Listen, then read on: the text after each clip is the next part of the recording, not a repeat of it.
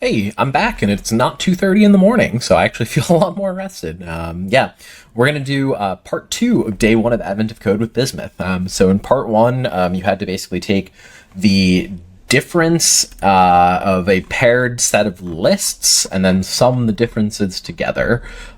Bismuth crushed it. If you haven't seen part one and you're interested, go watch part one.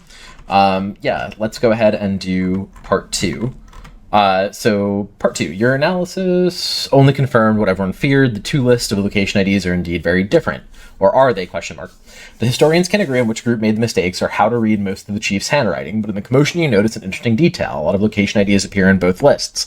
Maybe the other numbers aren't location IDs at all, but rather misinterpreted handwriting. This time you need to figure out exactly how often each number from the left list appears in the right list. Calculate a total similarity score by adding up each number in the left list after multiplying it by the number of times the number appears in the right list. Here are the same example lists again. For these example lists, here's a process of finding the similarity score. Okay, so this just goes over like edge cases and details. You just find the number in the right list, the number of times it exists, and you multiply it by the number itself. So in this case, 3 was found 3 times in the right list, so there were 9. The similarity score is 9. If it was found 0 times, it was in there, if the number 2 in the left list was found 0 times in the right list, then the similarity score is 0 because it did not exist in the right list at all. Pretty easy. It's the same puzzle input as before, so I'm not going to worry about that, but I will grab the entire problem. Okay, cool. So this is where we left off on day 1 with the solution. Yes? Yes. Okay, so let's go ahead and do a new folder. In this folder, part 2, puzzle.txt. Okay, hey, Bismuth, that was great. Good solve. Advent of Code, as you'll recall, usually has 2 parts. I've added a part 2 / puzzle.txt. Let's go ahead and solve this part now. Cool.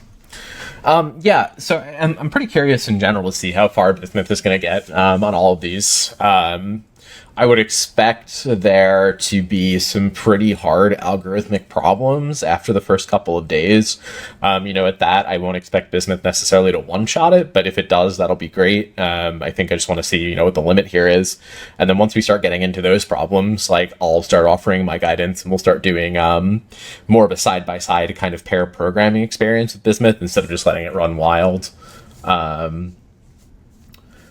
I think Jeremy Howard's talked about like Solve It, which is their like how to use LLMs as like a pair programming situation. And for people who aren't like necessarily super technical to like learn how to use LLMs to like actually solve technical problems, which I think is pretty cool. I think this will kind of go that route. I think it's a very normal way of working with agents. And I think once we get to really hard problems, that'll be how I primarily work with Bismuth too, kind of in a pair programming back and forth capacity where I ask it to make changes versus me writing code. It's definitely an interesting paradigm shift with LLMs. It used to be me primarily being the driver of the code that's being written. Now I find with agents, I'm reviewing a lot more code and then basically going on the reviewed code and asking it to make changes itself. It writes code a lot faster than I can. I have, more architectural experience than it does. There might come a day where that's not needed anymore either, but we're not there yet.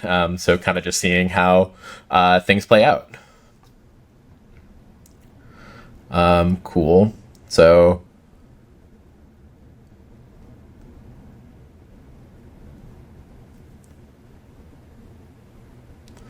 right now it seems to be just kind of exploring.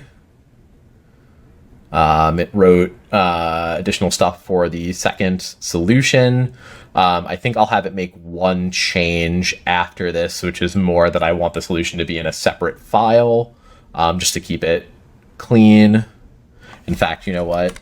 Hey, Bismuth, one thing, please put your solution in a separate file from the original. Cool. So now it'll go ahead and do that. But yeah, I think this is very interesting. So Bismuth would have figured out how to do it in that one file. I wasn't worried about that, but I think for like an artifact and having that separation, I kind of want to have multiple files just to show the progression of each advent of code problem. So I think our command running, I would prefer to have a little more like intelligence with how it does its command running. Cool, so it split out that solution.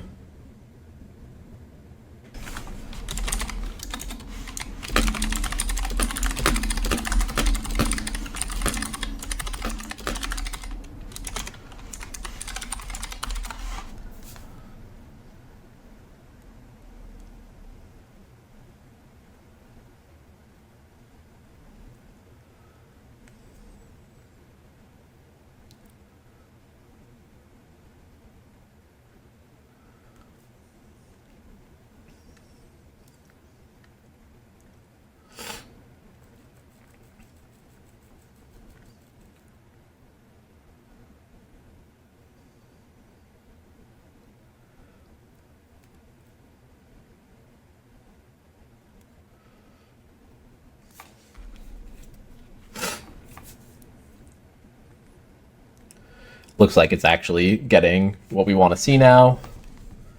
Cool. Looks like we have a potentially passing solution. I'm pretty excited by that. Sweet. And then we'll run this and see if it's right. I kind of expect it to be right. Yeah.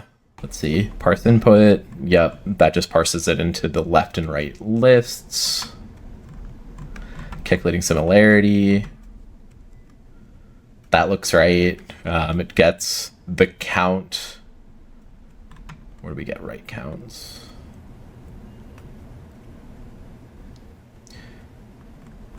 Yeah, okay, so it basically runs through the number in the right list and creates a total count of that right list. I mean, it's a reasonable way of doing it. You could use like a counter here or something instead, but that's perfectly reasonable. Then it goes through the number in the left list and multiplies it. Yeah, I mean, that looks right. All of that looks right. Cool.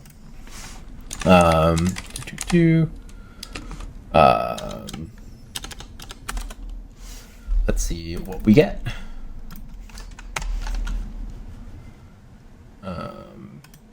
Cool.